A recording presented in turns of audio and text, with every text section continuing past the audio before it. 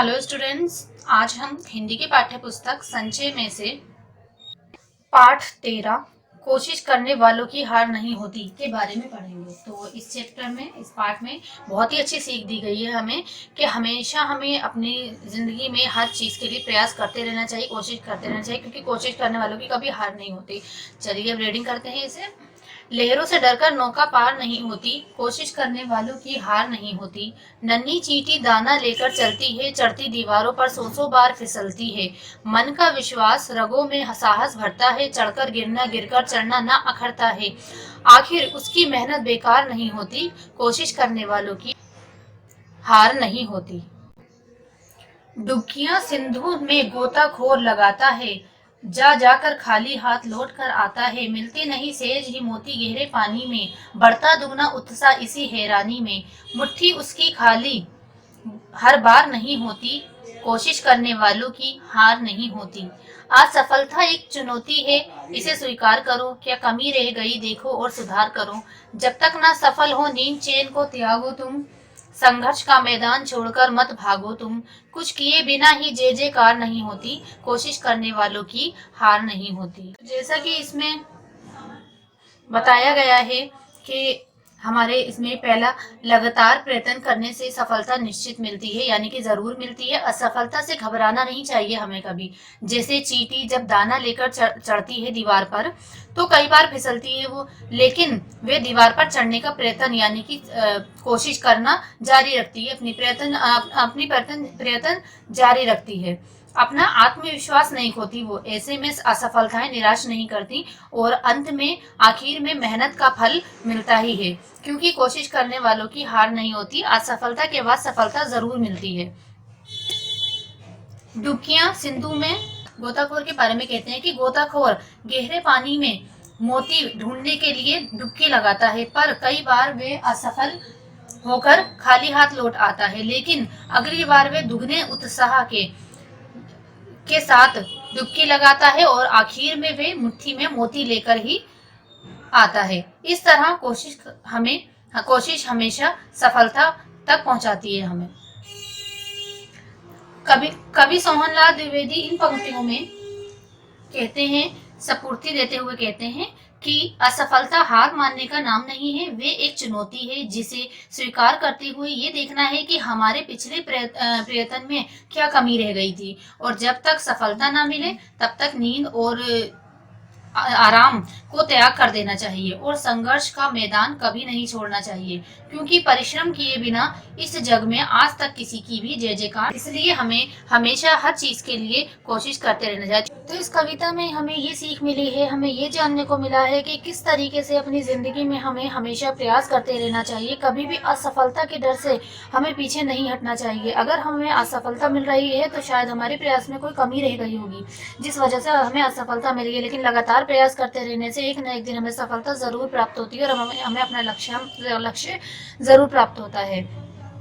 ये कविता सूर्यकांत त्रिपाठी निराला जी ने लिखी गई है और इसमें हमें हमारी जिंदगी के लिए एक बहुत ही अच्छी सीख मिली है।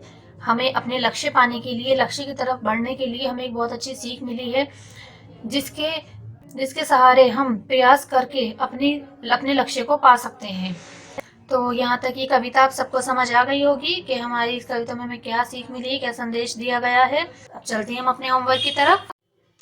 अब हमारा शब्दार्थ नौका यानी कि नाव, विश्वास भरोसा, सिंधु समुद्र, सहज आसानी से, हैरानी आश्चर्य, असफलता हार, चुनौती चेतावनी, संघर्ष लड़ाई। तो इसमें हमारे शब्दार्थ हैं, इन्हें आपको अपनी कॉपी में नोट करना है और इसे आपको याद भी करना है। अब हमारे टिक द राइट करेक्ट है। ऊपर ये क्वेश्चन आंसर है, वो मैं आपको अभी वीडियो की लास्ट में क्वेश्चन आंसर्स आपको एक्सप्लेन करके अच्छे से बताऊंगी। इससे पहले हम करेंगे यहाँ पर टिक द राइट करेक्ट। सही विकल्प के सामने सही का निशान लगाना है। कैसे लोगों की कभी हार नहीं होती, हिम्मत रखने वालों की, कोशिश करने वालों की, निरंतर लड़ते रहने वालों की, डरने वालों की। तो इसका करेक्ट आंसर है कोशिश करने वालों की। जब मन में विश्वास हो तो क्या नहीं अखरता, लगातार चलते रहना, रास्ते में बाधाओं का आना, निरंतर गिरते रहना, चढ़कर गिरना और गिरकर चढ़ना। तो इसका करेक्ट आंसर क्या है हमारा, चढ़कर गिरना और गिरकर चढ़ना।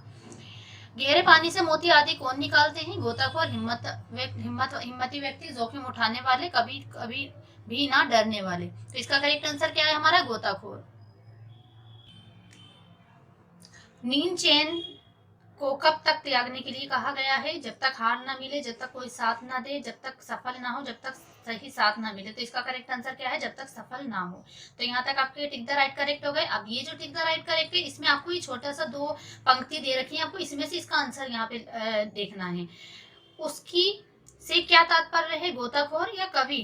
तो क्या इससे क्या तात्पर्य है? गोताखोर से। मुट्ठी हर बार खाली ना होने से क्या तात्पर्य है? हर बार सफल होना, अपने लक्ष्य को पा लेना।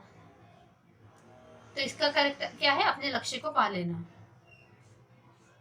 किनकी हार नहीं होती? कोशिश करने वालों की, नियम पालन करने वालों की। इसका करेक्ट आंसर है कोशिश करने वालों की। तो यहाँ तक आपकी टिक द राइट करेक्ट हो गए। ये आपको अपनी कॉपी में नोट करने हैं बहुत ही अच्छे से, साफ राइटिंग में। इसके बाद है हमारा अति लघुत्तरीय प्रश्न। एक शब्द अथवा वाक्यांश में उत्तर लिखना है आपको इसका। नौका किनसे डरकर पार नहीं होती? लहरों से। दाना लेकर कौन आती है? दाना लेकर चींटियां आती हैं। समुद्र में डुबकियां कौन लगाता है? समुद्र में डुबकियां गोताखोर लगाता है। असफलता को क्या कहा गया है? असफलता को चुनौती कहा गया है। कौन सा मैदान छोड़कर भागने के लिए मना किया गया है? संघर्ष का मैदान छोड़कर भागने के लिए मना किया गया है। लघु उत्तरीय प्रश्न, एक वाक्य में उत्तर लिखना है इसका। चींटी हमें क्या संदेश देती है? चींटी हमें ये संदेश देती है कि हमें हमेशा मेहनत करते रहना चाहिए। मेहनत बेकार नहीं होती, कोशिश करने वालों की हार नहीं होती। जीवन में सफलता कैसे प्राप्त की जा सकती है? जीवन में सफलता निरंतर प्रयास करने से और कभी हिम्मत न हारने से प्राप्त की जा सकती है। संसार में कैसे लोगों की जय जयकार होती है? संसार में परिश्रम करने वालों की जय जयकार होती है। परिश्रम यानी कि मेहनत, परिश्रम करने वालों की जय जयकार होती है। तो यहाँ तक आपको समझ में आ गया। ये आपको अपनी कॉपी में क्वेश्चन आंसर तीनों नोट करेंगे। और नीचे के 2 क्वेश्चन दे रखे हैं, एक इधर एक नेक्स्ट पेज पे। ये क्वेश्चन आपको अपने होमवर्क में करने हैं। नौका का उदाहरण देकर कवि ने क्या समझाना चाहा है ये, और इसके बाद असफल होने पर आत्म मूल्यांकन करना क्यों आवश्यक है। तो ये क्वेश्चन आपको दोनों होमवर्क में करने हैं, और ये मैंने आपको अभी करवा दिया है। ये भी होमवर्क में ही आपको करना है, पर ये आपको अपने आप करने हैं क्वेश्चन 2। बाकी के यहाँ तक का वर्क मैंने आपको कंप्लीट करा दिया है। ये अपनी कॉपी में आप साफ राइटिंग में करेंगे। अभी हमारा भाषा से दिए गए शब्दों के 2 पर्यायवाची शब्द लिखने हैं इसमें। ये हमारा ग्रामर का वर्क है, ग्रामर की कॉपी में करना है आपको। दिए गए शब्दों के 2 पर्यायवाची। नौका का नाव, तरी। पानी, जल, नीर। समुद्र, सागर, नदी। हैरान, चकित, दंग, उत्साह, उमंग, जोश, धरती, पृथ्वी, भू। दिए गए शब्दों के विलोम शब्द यानी कि उल्टे विलोम शब्द लिखना है। सफलता का असफलता, हार का जीत, मेहनत का आलस, स्वीकार का अस्वीकार, विश्वास का अविश्वास, साहस का भय, सरल का कठिन, गहरा यानी छिछला। तो यहाँ तक ये आपका ग्रामर हो गया है। ये आपको अपनी कॉपी में नोट करना है, ग्रामर की कॉपी में नोट करना है आपको, और इन्हें अच्छे से याद भी करना है कि हमारे पर्यायवाची शब्द क्या पानी का क्या है, नौका का क्या है, और विलोम शब्द हमारे मेहनत का, सफलता का। ये आपको नोट भी करना है, और उसके साथ साथ आपको याद भी करना है अच्छे से ग्रामर की कॉपी में। दिए गए शब्दों के वर्ण विच्छेद करना, यानी इन्हें खोल कर लिखना है, वर्डों को सबको अलग अलग करके लिखना है। वर्ण विच्छेद। नौका, नौका का जैसे इन्होंने एग्जांपल दे रखा है यहाँ पे, उदाहरण किस तरीके से लिखा है ऐसे मैंने आपको एक्सप्लेन कर दिया है, ताकि आप अच्छे से खुद भी ये काम कर सकें देखकर। कोशिश का अलग करके कर दिया, विश्वास का, उत्साह, हैरानी, चुनौती। मैंने सबका अलग अलग वर्ण विच्छेद करके लिख दिया। आप अच्छे से इसे नोट भी कर लीजिएगा और इसे समझिएगा भी अच्छे से। अभी हमारा दिए गए शब्दों के बहुवचन शब्द तथा से परसक लगाकर बहुवचन शब्द लिखना है। तो पहला हमारा दे रखा है, उन्होंने एक वचन दे रखे हैं, हमने 2 बहुवचन इसके बनाने हैं। नौका का नौकाओं, डुबकी का डुबकियों, बहुवचन बनाने हैं। ठीक है, बहुवचन बना के मैंने लिख दिए हैं। अब हमारा से परसर्ग। सबसे पहले जानेंगे कि से परसर्ग क्या होता है। सबसे पहले जानेंगे परसर्ग क्या होता है। परसर्ग वे सहायक शब्द है जो स्वतंत्र शब्दों के साथ प्रयुक्त होकर उनके मध्य वाक्यगत संबंध को प्रदर्शित करता है। शब्दों का मध्य वाक्यगत संबंध जो होता है उसको प्रदर्शित करता है, उसका संबंध को प्रदर्शित करता है, वो परसर्ग कहलाता है। परसर्ग को कारक चिन्ह भी कहते हैं। परसर्ग का जो प्रयोग किया जाता है वो यहाँ पर जो उन्होंने दे रखा है वो हमें से दे रखा है। वैसे जो परसक का प्रयोग किया जाता है वो का, को, ने, से, में, पर, तक, इन शब्दों का इनका यूज करके परसक का इस्तेमाल करके शब्द बनाए जाते हैं। और हमें इन्होंने क्या दे रखा है कि से परसर्ग लगाकर हमें बहुवचन बनाना है। तो से परसर्ग जो है वो ये परसर्ग क्रिया विशेषण और कर्मवाचक जो है संबंधों का बोध कराता है, वहां पर हमें से परसर्ग लगाया जाता है।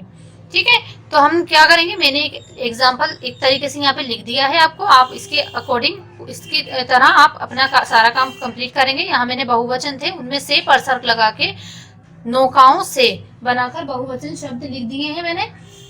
इसी तरीके से आप डुबकियों से, चींटियों से, मुट्ठियों से, कमियों से, दीवारों से, चुनौतियों से, तो ये आपको से परसक लगा के पूरा करना है।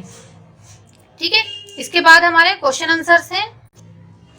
तो ये हमारे क्वेश्चन आंसर हैं, हमारे सवाल जवाब हैं इस कविता के।